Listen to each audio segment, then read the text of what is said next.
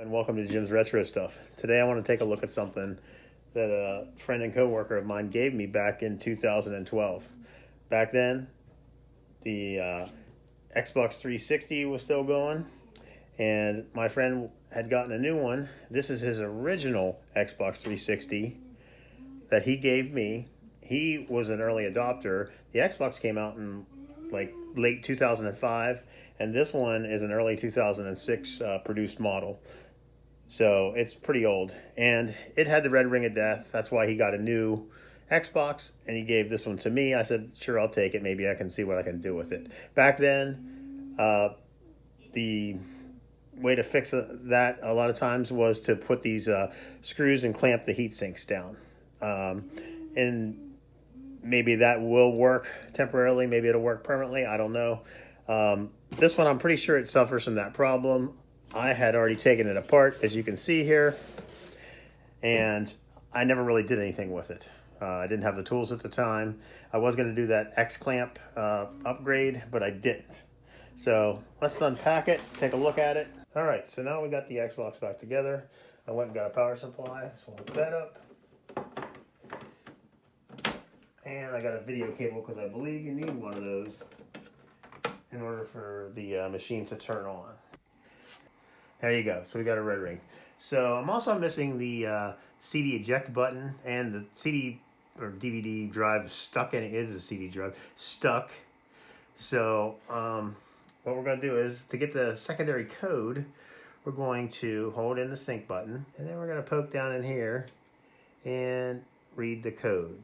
Okay, so we got 0, 1, 0, 2.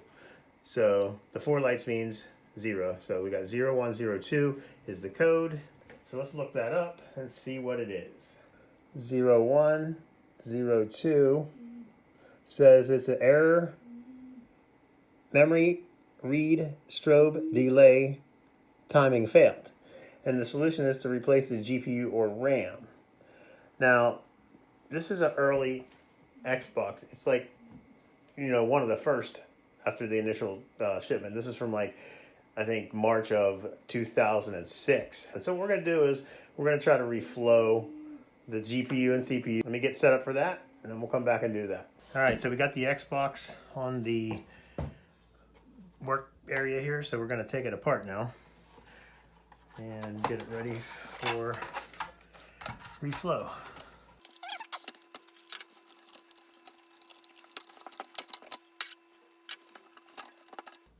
Okay, that's all the stuff that's not bolted down. So now we're going to have to flip it over and remove the screws holding it to the case.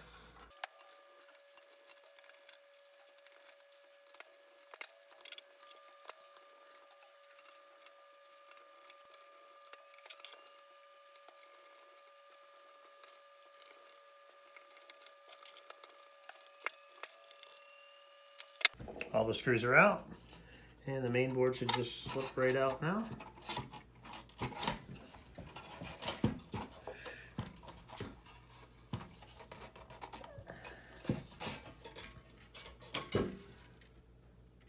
And there it is. So now what we're going to have to do is we're going to have to remove the X clamps, and that will allow us to take these heat sinks off. All right, now we're going to release the X clamps. There's one. There we go. And there we go. There's number 1. X clamp off.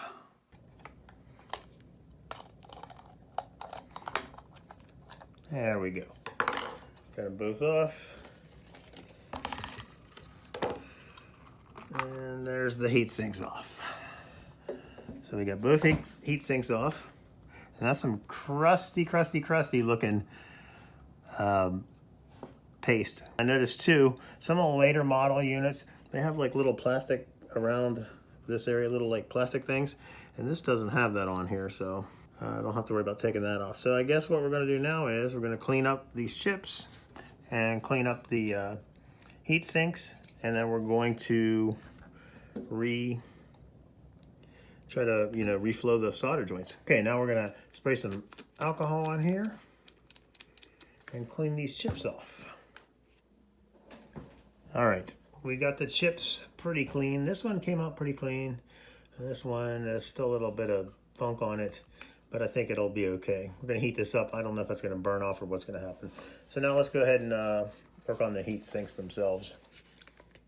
Work on that.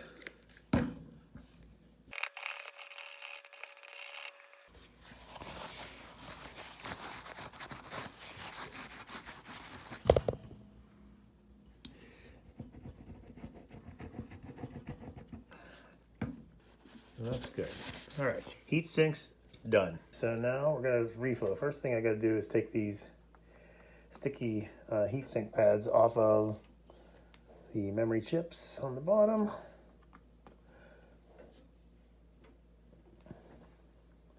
And this can be reused. They're quite sticky still, so we'll get them off. What you want to do is you want to use a heat gun, and then you're going to preheat the board on the bottom for a minute, flip it on the top side, preheat it for a minute, and then spend 5 minutes concentrating on the GPU and CPU.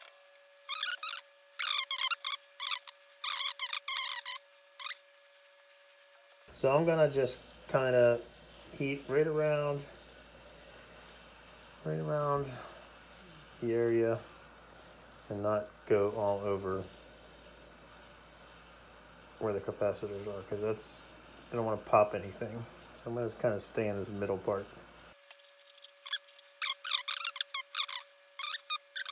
We're going to put flux down along the chips. This is the part that has me nervous, because all you got to do is one of those little resistors gets blown off of there and it's bye-bye. Xbox, even worse. I mean, it's red ring now, so it doesn't matter, I guess, but all right.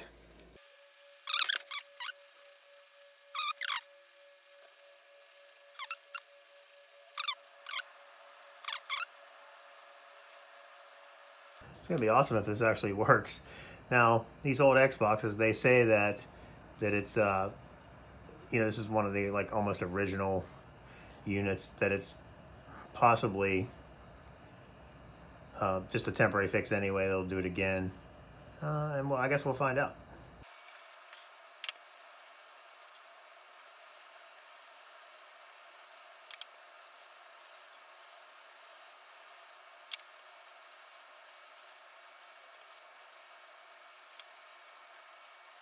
All right, there's 5 minutes. So now we gotta let the board cool down, clean off the flux, see if it worked. We're all back together. So now it's gonna be time to get it back into the case. All right, so now it's time to put the main board back in the case. I also put these heat sinks for the memory back on there. So we're gonna go ahead and try to get this thing in there, see if it goes. And there we go, back in.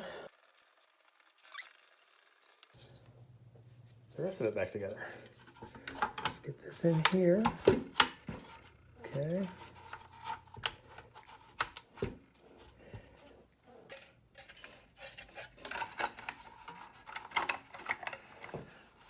Heat sink back together. There we go. We do still have the matter of the stuck disk drive, but for now, I just want to see if we can get past the red ring. So we're going to leave that the way it is for the moment. And that's all plugged in. Get the drive down. Okay. All right, so we got it back in the case. We still have the matter of the stuck DVD drive, but we're just going to see if it's going to power up. So get the power cord in, the AV cord in. And let's hit our little button. There you go. We're back in business. Fantastic. So that actually worked. I'm wondering if the reflow actually did anything, or if it was just that heatsink paste was so crappy. Who knows? This isn't going to be my daily driver Xbox 360 anyway, but it's something I've had for a long time that I wanted to repair, and you know, finally we got to it. So now we're going to tackle the disk drive, and then we're going to call it done. All right, so now we need to deal with this disk drive. The door doesn't want to open and close, so what I did was I purchased some replacement drive belts from online, and we're going to put one of those in there and see how that does. So first thing we need to do is get the drive opened up.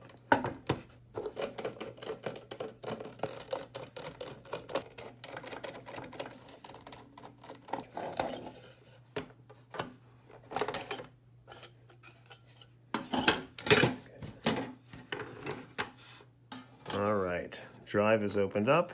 All right, so we got the drive out, and now we're going to get this tray ejected out so we can get to the belt. So what we're going to do is right here, there's a little gear, and if you push it to the right, it will eject the tray, and then you can just kind of pull it the rest of the way on out. And right in here is the belt. So we're going to need to take this old belt out, and a pair of tweezers would probably work a little better. I don't have them with me at the moment, so we'll go ahead and use this. So let's take a look at this belt. So there's the old belt. It is kind of egged out from just sitting. Let's move this out of there for a second. There's the old belt. And let's get one of the new belts and see how they compare. Here's the new belt versus the old belt. Now the new belt basically will fit down inside of the old one almost. So this one probably is stretched out. I mean, we're going on what, like 20 years, and it feels very brittle, very like dry rotted. So I think this is a good thing. Let me get my isopropyl and let's clean this off, and then we'll put the belt back on. Okay, we got our isopropyl, and we're going to go ahead and clean off the gears as best we can.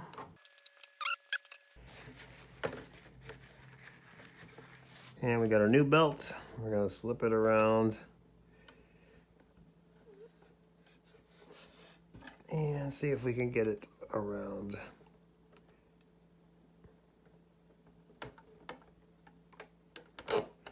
And there we go. Seems to be working.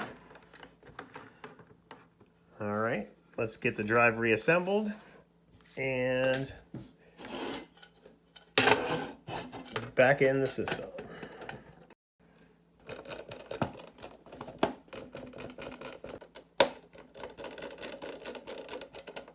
So it's kind of odd.